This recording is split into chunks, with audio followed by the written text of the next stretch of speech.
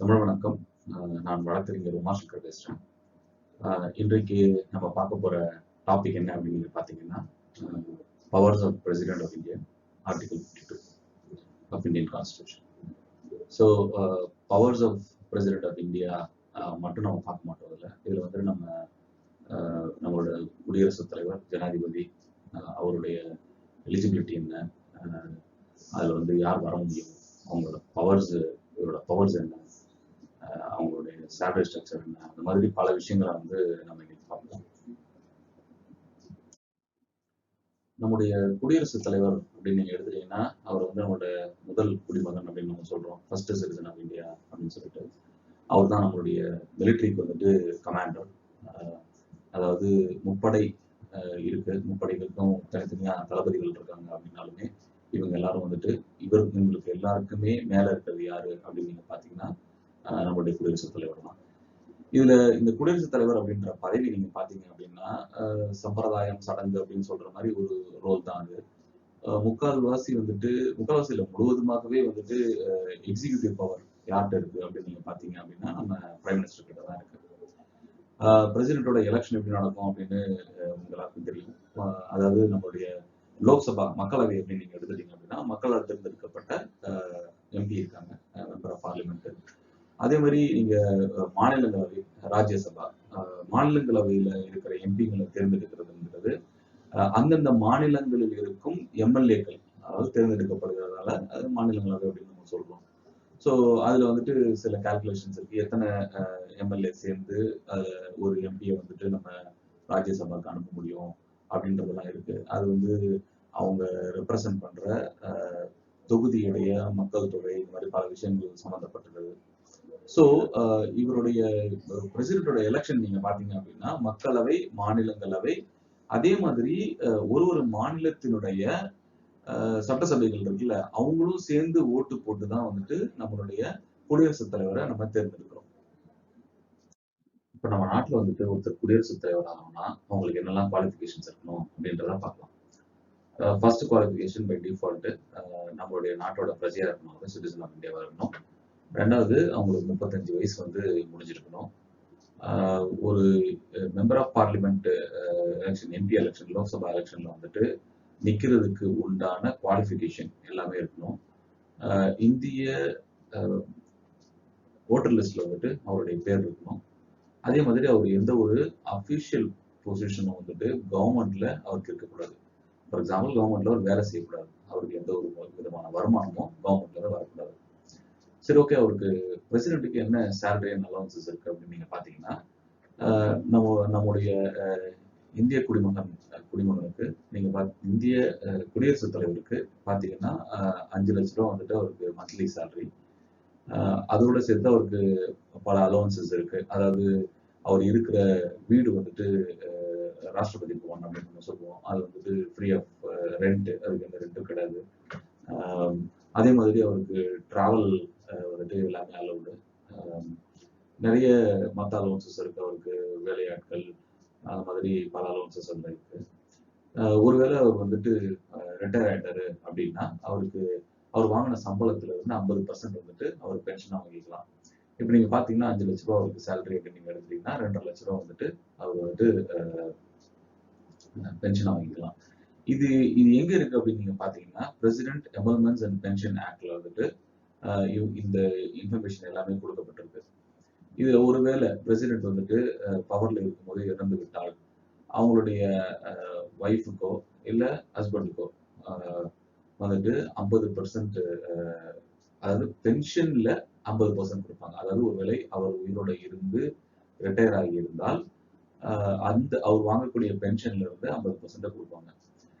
இதுல வந்து நான் ஏன் ஸ்பவுஸ் அப்படின்னு போட்டிருக்கேன் அப்படின்னு நீங்க பாத்தீங்கன்னா, நம்ம வந்து பெண் குடியரசுத் தலைவரும் நமக்கு இருந்திருக்காங்க. அதனால ஆண் குடியரசுத் தலைவராக இருந்தார் அப்படின்னா அவங்களோட ஒய்ஃப், பெண் குடியரசுத் தலைவராக இருந்தாங்கன்னா அவருடைய ஹஸ்பண்ட் அப்படின்னு நம்ம எடுத்துக்கலாம். ஸோ அதே மாதிரி அவங்களுடைய ஸ்பவுஸுக்கு வந்துட்டு ஃப்ரீ மெடிக்கல் எய்டு, அதாவது எந்த ஒரு மெடிக்கல் எய்டும் வந்துட்டு அவங்களோட ரெஸ்ட் ஆஃப் த லைஃப்க்கு வந்துட்டு ஃப்ரீ. அதே மாதிரி அவங்களுக்கு ஒரு வீடு ஒன்று கொடுத்துருவாங்க, ஃபுல்லி ஃபர்னிஷ்ட் ஹவுஸ் கொடுத்துருவாங்க for the rest of the life. So இது எல்லாமே தான் வந்துட்டு நம்மளுடைய பிரசிடென்ட்ஸ் எமல்மெண்ட்ஸ் அண்ட் பென்ஷன் ஆக்ட்ல இருக்கு. அடுத்து நம்ம வந்துட்டு பிரசிடென்டோட எலெக்ஷன் பத்தி பார்க்கலாம். நான் ஏற்கனவே சொன்ன மாதிரி பிரசிடென்டோட எலெக்ஷன் நீங்க பாத்தீங்க அப்படின்னா மெம்பர்ஸ் ஆஃப் போத் ஹவுசஸ், அதாவது லோக்சபா அண்ட் ராஜ்யசபா. லோக்சபால வந்து மக்களால் தேர்ந்தெடுக்கப்பட்ட எம்பிக்கள், ராஜ்யசபா வந்து எம்எல்ஏக்களால் தேர்ந்தெடுக்கப்பட்ட எம்பிக்கள். இது ரெண்டுத்துல இருக்கிறவங்களும் வந்துட்டு ஓட் பண்ணுவாங்க. அதே மாதிரி வந்துட்டு எம்எல்ஏக்களும் ஒரு ஒரு மாநிலத்தோட சட்டசபையில் இருக்கிற எம்எல்ஏக்களும் வந்துட்டு இந்த எலெக்ஷன்ல வந்து ஓட் பண்ணுவாங்க. இந்த நம்ம மாநில சட்டசபை நம்ம சொல்லும்போது ஒரு காலத்துல யூனியன் டெரிட்டரியா இருந்தது. அதாவது national capital of territory of Delhi and union territory of Pondicherry. இதுவும் வந்துட்டு அதுல இன்க்ளூடட். சரி, ஓகே, எவ்வளவு நாட்கள் வந்து அவர் குடியரசுத் தலைவராக இருக்கலாம் அப்படின்னு நீங்க பாத்தீங்க அப்படின்னா, அவருடைய அந்த பிரசிடென்ஷியல் போஸ்ட்டுக்கு வந்துட்டு 5 வருஷம் வந்துட்டு அவர் குடியரசுத் தலைவராக இருக்கலாம். அதே மாதிரி அவர் திரும்பவும் எலெக்ஷன்ல நிற்க முடியும். அவருக்கு விருப்பம் இல்லை அப்படின்னா அவர் வந்துட்டு அவரோட ரெசிக்னேஷன் லெட்டரை வைஸ் பிரசிடென்ட் கொடுத்துட்டு அவர் ரிசைன் பண்ணிக்கலாம். அதே மாதிரி இப்போ ஒருவேளை வந்துட்டு நம்மளுடைய குடியரசுத் தலைவர் ஏதோ ஒரு தவறு செஞ்சுட்டாரு அப்படின்னு இருந்தது அப்படின்னா அதை வந்துட்டு ஒரு ப்ராசஸ் ஆஃப் இம்பீச்மெண்ட் அப்படின்னு சொல்லுவாங்க. நம்மளுடைய லோக்சபா இருந்து அவருடைய அவர் தவறு செய்து விட்டார் என்று தெரிந்து விட்டால் அதை வச்சுக்கிட்டு ப்ராசஸ் ஆஃப் இம்பீச்மெண்ட் அதை ஃபாலோ பண்ணி ஒரு பிரசிடென்ட்டை, ஒரு குடியரசுத் தலைவரை பதவி நீக்கவும் செய்ய முடியும். இந்த ஸ்லைட்ல வந்து நமக்கு நம்மளுடைய குடியரசுத் தலைவருக்கு என்னென்ன பவர் இருக்கு அப்படின்றத நம்ம பார்க்கலாம். ஸோ எக்ஸிகியூட்டிவ் பவர் அப்படின்னா நிர்வாக அதிகாரம். ஸோ நிர்வாக அதிகாரம் எதுல கவர் பண்ணிருக்காங்கன்னா ஆர்டிகல் 53(1) என்ன சொல்லுது அப்படின்னா பிரசிடென்ட் வந்து எக்ஸிகியூட்டிவ் பவர் இருக்கு அப்படின்னு சொல்லுது. ஸோ என்னென்ன எக்ஸிகியூட்டிவ் பவர் இருக்கு அப்படின்னு நீங்க பாத்தீங்கன்னா அவரு நிறைய அப்பாயின்மெண்ட் பண்ணலாம். அதாவது பிரைம் மினிஸ்டர் வந்துட்டு ஒரு லோக்சபா எலெக்ஷன் நடக்குது அப்படின்னா இந்த லோக்சபா எலெக்ஷன் முடிஞ்சதுக்கு அப்புறமா பெரும்பான்மை யாருக்கு வந்துட்டு இருக்கோ அந்த பெரும்பான்மை வந்து அரசு அமைக்க அதிகாரம் கோரும்போது அந்த பிரைம் மினிஸ்டரையே அப்பாயிண்ட் பண்றது பிரசிடென்ட் தான். அதே மாதிரி council of ministers, union council of மினிஸ்டர்ஸையும் வந்துட்டு அப்பாயிண்ட் பண்றது வந்துட்டு நம்மளோட பிரசிடென்ட் தான். அதே மாதிரி பிரசிடென்ட்டுக்கு இன்னும் சில பவர்கள் இருக்கு. அது என்னன்னு பாத்தீங்கன்னா attorney general of India, governor, ஒவ்வொரு மாநிலத்தோட கவர்னர் அவர் தான் வந்துட்டு அப்பாயிண்ட் பண்றாரு. அதே மாதிரி சுப்ரீம் கோர்ட்டோட ஜட்ஜஸ், நம்ம சுப்ரீம் கோர்ட் வந்துட்டு கொலிஜியம் இருக்கு, கொலிஜியம்ல இருந்து ரெக்கமெண்டேஷன்ஸ் வந்து கொடுப்பாங்க. இவங்களெல்லாம் வந்துட்டு நம்ம ஜட்ஜஸா வந்துட்டு சுப்ரீம் கோர்ட்ல நியமிக்கலாம் அப்படின்னு சொல்லும்போது அதனுடைய நியமனம் வந்துட்டு பிரசிடென்ட் தான் நடக்குது. அதே மாதிரி ஹைகோர்ட்டோடைய judges, chief justice, controller and auditor general of India, chairman and members of the union public service commission, இது எல்லாமே வந்துட்டு நம்மளுடைய குடியரசுத் தலைவர் தான் வந்துட்டு பணியமர்த்துகிறார். நம்ம ஏற்கனவே இதை பத்தி பேசியிருக்கோம். நம்மளுடைய குடியரசுத் தலைவருக்கு வந்துட்டு அட்மினிஸ்ட்ரேட்டிவ் பவரும் இருக்கு, லெஜிஸ்லேட்டிவ் பவர் இருக்கு, அதே மாதிரி ஜுடிஷியரி பவரும் இருக்கு. ஸோ இதுல லெஜிஸ்லேட்டிவ் அப்படின்னு நீங்க எடுத்துக்கிட்டீங்க அப்படின்னா சட்டம் இயற்றுதல், அதாவது நம்மளுடைய லோக்சபால தான் வந்துட்டு சட்டம் இயற்றப்படுகிறது. அதுக்கப்புறம் அது ராஜ்யசபாவுக்கு போய் அப்ரூவல் ஆகி அதுக்கப்புறம் பிரசிடென்டோட அசென்ட்டுக்கு போகும். ஸோ அந்த மாதிரி நம்மளுடைய பிரசிடென்ட்டுக்கு என்னென்ன பவர்லாம் இருக்கு அப்படின்னு நீங்க பாத்தீங்க அப்படின்னா நம்ம பிரசிடென்ட் வந்து ராஜ்யசபாவுக்கு வந்துட்டு 12 பேரை வந்து நியமனம் பண்ண முடியும். அதே மாதிரி 2 பேர் வந்து லோக்சபாவுக்கு அவருடைய தனிப்பட்ட நியமனம் அவரால் செய்ய முடியும். அதே மாதிரி அவர் எப்போ வேண்டும்னாலும் 2 ஹவுசஸையுமே வந்துட்டு சம்மன் பண்ண முடியும். சம்மன் பண்றது அப்படின்னா 2 ஹவுஸையும் கூட வைக்கிறது. அது வந்துட்டு லோக்சபாவை கூட்டணும்னு நினைச்சாலும் கூட்ட முடியும், இல்ல ராஜ்யசபா மாநிலங்களவை கூட்டணும்னு நினைச்சாலும் கூட்ட முடியும். அதே மாதிரி அவர் வந்துட்டு நம்ம லோக்சபாவை வந்துட்டு கலைக்கவும் முடியும். 5 வருஷம் முடியறதுக்கு முன்னாடியே பிரசிடென்ட்டுக்கு வந்து இந்த பவர் இருக்கு. அதே மாதிரி அவரு எங்க லோக்சபால போய் பேசணும் அப்படின்னாலும் போய் பேசலாம். அதே மாதிரி ராஜ்யசபால போய் பேசணும்னாலும் பேசலாம். 2 ஹவுஸையும் வந்து அவரால் அட்ரஸ் பண்ண முடியும். சட்டம் இயற்றுதல் அப்படின்றது நீங்க எடுத்துக்கிட்டீங்கன்னா லோக்சபால வந்துட்டு ஒரு சட்டம் இயற்றப்படும் பொழுது அங்க வந்துட்டு லோக்சபால அந்த சட்டம் பாஸ் ஆயிடுச்சு அப்படின்னா அது ராஜ்யசபா போகும். ராஜ்யசபால இருந்து அதுக்கப்புறம் திரும்ப பிரசிடென்டோட அசென்ட்க்கு தான் போகும். பிரசிடென்ட் வந்துட்டு அதை எப்போ பிரசிடென்ட் அப்ரூவ் பண்றாரோ அதுக்கப்புறமா அது உடனடியாக சட்டமாக மாறுகிறது. ஒருவேளை பிரசிடென்ட்டுக்கு வந்துட்டு அந்த சட்டத்துல வந்துட்டு கேள்விகள் இருந்தாலோ இல்லது அதில் சில உடன்பாடு இல்லை என்றாலும் அந்த சட்டத்தை வந்து திரும்ப நம்மளுடைய லோக்சபாக்கே அவரால் அனுப்ப முடியும். அந்த பவர் அவருக்கு இருக்கு. நம்ம பிரசிடென்டோட லெஜிஸ்லேட்டிவ் பவர் கீழே வந்து ஆர்டினன்ஸ் மேக்கிங் பவர் அப்படின்னு ஒன்று வருது. ஆர்டிகல் 123 என்ன சொல்லுது அப்படின்னா நம்மளுடைய பிரசிடென்ட் வந்துட்டு ஆர்டினன்ஸ் வந்து அனுமதிக்க முடியும். அப்படின்னா ஆர்டினன்ஸ்னா என்ன அப்படின்னு நம்ம முதல்ல புரிஞ்சுக்கணும். இப்போ ஒருவேளை வந்துட்டு நம்மளுடைய சட்டசபை வந்துட்டு நீங்க நம்ம லோக்சபா எடுத்துக்கோங்க. மக்களவை வந்துட்டு செஷன்ல இல்ல அப்படின்னா கூடலன்னு வச்சுக்கோங்களேன். அதாவது உங்களுக்கு தெரியும். மக்களவை வந்து அப்பப்போ கூடும். மித்த நேரங்கள்ல எம்பிக்கள் வந்து அவங்க தொகுதியில இருக்கிற வேலையை பார்க்கறதுக்காக போயிடுவாங்க. இங்க மக்களவை கூடும்போது தான் சட்டங்கள் இயற்றப்படும். இப்போ சில நேரத்துல வந்துட்டு சில முக்கியமான சட்டம் வந்து இயற்ற வேண்டி இருக்கும். ஆனா வந்துட்டு மக்களவை வந்து நடக்காது. அந்த நேரங்கள்ல நம்மளோட பிரசிடென்ட்க்கு என்ன பவர் இருக்குன்னு பாத்தீங்கன்னா, அந்த சட்டத்தை வந்து ஒரு ஆர்டினன்ஸா அனுமதிக்க முடியும். ஓகேவா? இது நார்மலா பாத்தீங்கன்னா recommendation of the council of ministers and prime minister நடக்கும். அப்படி நடக்கும்போது பிரசிடென்ட் வந்து அதை சட்டமா அனுமதிக்க முடியும். சரி, அந்த ஆர்டினன்ஸ்க்கு எவ்வளவு வேலிடிட்டி இருக்கு அப்படின்னு நீங்க பாத்தீங்கன்னா, அடுத்த முறை அடுத்த முறை அந்த மக்களவை கூடும் பொழுது அந்த செஷன் முடியறதுக்கு முன்னாடியே வந்துட்டு இந்த சட்டத்தை இந்த ஆர்டினன்ஸை வந்துட்டு சட்டமா அந்த இடத்துல அவங்க வந்துட்டு அப்ரூவ் பண்ணணும். அதுதான் வந்துட்டு ஆர்டினன்ஸ் பண்ண வேண்டிய முறை. அதுல இன்னும் டீடைல்ஸ் இருக்கு. அதை நம்ம தனியா பார்க்கலாம்.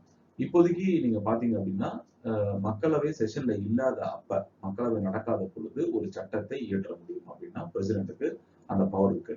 நமக்கு அதுக்கு ஒரு எக்ஸாம்பிள் இருக்கு. நம்மளுடைய ஜல்லிக்கட்டு நீங்க எடுத்துக்கிட்டீங்க அப்படின்னா ஜல்லிக்கட்டுக்கு வந்துட்டு நம்ம முதல்ல பண்ணது பாத்தீங்கன்னா ஆர்டினன்ஸ் தான்.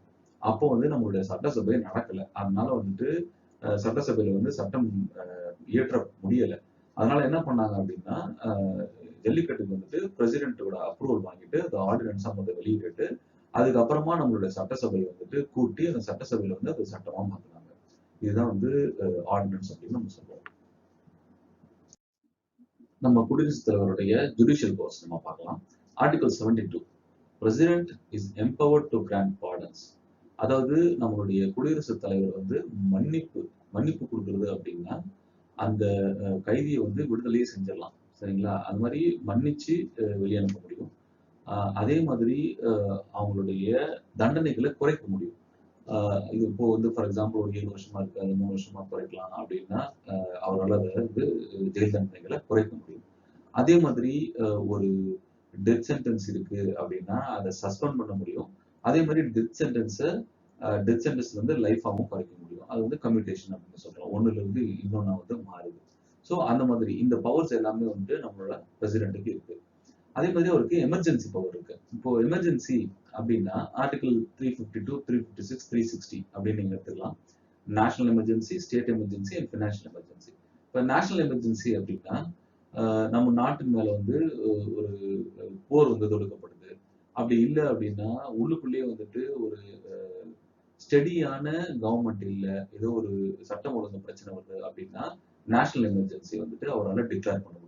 ஸ்டேட் எமர்ஜென்சி வந்துட்டு ஏதோ ஒரு ஸ்டேட் நம்ம நாட்டில் இருக்கிற ஏதோ ஒரு ஸ்டேட் எடுத்துக்கிட்டு அதுல வந்துட்டு சட்டம் ஒழுங்கு சரியில்லை அப்படின்னும் போது அந்த இடத்துல ஸ்டேட் எமர்ஜென்சி டிக்ளேர் பண்ணுவாங்க. ஸ்டேட் எமர்ஜென்சி டிக்ளேர் பண்ணாங்க அப்படின்னா பிரசிடென்ட் ரூல் வந்துடுவாங்க. இருக்கிற ஆட்சியை கலைச்சிட்டு பிரசிடென்ட் ரூல் கொண்டு வந்துருவாங்க. பினான்சியல் எமர்ஜென்சி அப்படின்னு இது வரைக்கும் இந்தியாவில் வந்தது கிடையாது. பினான்சியல் எமர்ஜென்சி என்ன அப்படின்னு நீங்க பாத்தீங்க அப்படின்னா இப்போ இந்தியாவுடைய பொருளாதார ஸ்திரத்தன்மை இல்லை. பொருளாதாரம் வந்துட்டு ஏதோ ஒரு விதத்துல பாதிக்கப்பட்டு நம்மளால ஸ்டெடியா இல்லை அப்படின்னும் போது பினான்சியல் எமர்ஜென்சி கொண்டு வர முடியும். இதோட எல்லா பவருமே வந்து பிரசிடென்ட்டுக்கு இருக்கு. அதே மாதிரி இந்த எமர்ஜென்சி டைம்ல president can cancel the fundamental rights. அதாவது சஸ்பெண்ட் பண்ண முடியும். கேன்சல் சொல்ல சஸ்பெண்ட் பண்ண முடியும்.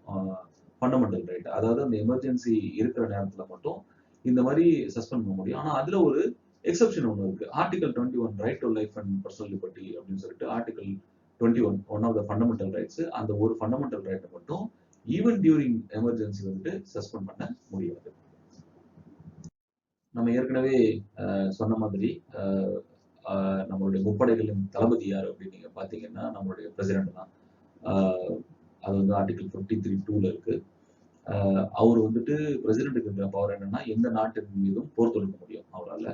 அதே மாதிரி இந்த போர் தொடுக்கிற பவர் அப்படின்றது வானளாவிய பவர் அப்படின்னு சொல்ல முடியாது. ஏன் அப்படின்னு நீங்க பாத்தீங்கன்னா மோஸ்ட்லி வந்துட்டு இது கவுன்சில் ஆஃப் மினிஸ்டர்ஸ் வந்துட்டு அவங்க இதை செய்யலாம் அப்படின்னு சொல்லும்போது அவங்க அட்வைஸ்ல தான் கவுன்சில் ஆஃப் மினிஸ்டர்ஸ் சொல்லும்போது prime minister headed by the prime minister. So இவங்க சொல்லும்போது மட்டும்தான் அவரால் அதை செய்ய முடியும். சரி, ஓகே. அவருக்கு டிப்ளமேட்டிக் பவர்ஸ் என்ன இருக்கு? டிப்ளமேட்டிக் பவர்ஸ் அப்படின்னா அவர் தான் வந்துட்டு நம்மளுடைய நாட்டினுடைய தலைவர்.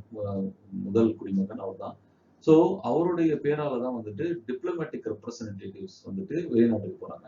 இவங்க யாருன்னு பார்த்தீங்கன்னா, தூதர்கள். நம்மளுடைய இந்திய தூதர், ஒரு ஒரு நாட்டுக்கு இருக்கிற இந்திய தூதர் வந்து நம்மளுடைய பிரசிடென்ட்டுடைய கமாண்டுக்கு கீழ தான் வந்து அவங்க இருக்காங்க. அதே மாதிரி ஏதோ ஒரு விஷயத்துக்கு அவங்க வந்து ரெப்ரசன்டேட்டிவா போறாங்க அப்படின்னா, அது பிரசிடென்ட்க்கு கீழ தான். ஸோ எல்லா அ சட்டங்களும் நம்ம பிரசிடென்ட் பெயராலேயே வந்துட்டு அனுமதிக்கப்படுது. அதே மாதிரி எந்த ஒரு ட்ரீட்டி, அக்ரீமெண்ட், இப்ப ட்ரீட்டின்னா உடன்படிக்கை. ஒரு 2 நாடு வந்துட்டு ஒரு உடன்படிக்கையில கையெழுத்திடுது அப்படின்னு நீங்க பார்த்தீங்கன்னா, அது நம்மளுடைய பிரசிடென்ட்டோட பேரால தான் வந்துட்டு அந்த மாரி நம்ம உடன்படிக்கையிலயோ, ஒரு அக்ரீமெண்ட்லயோ நம்மளால என்டர் ஆக முடியும். நன்றி. தமிழ் வணக்கம்.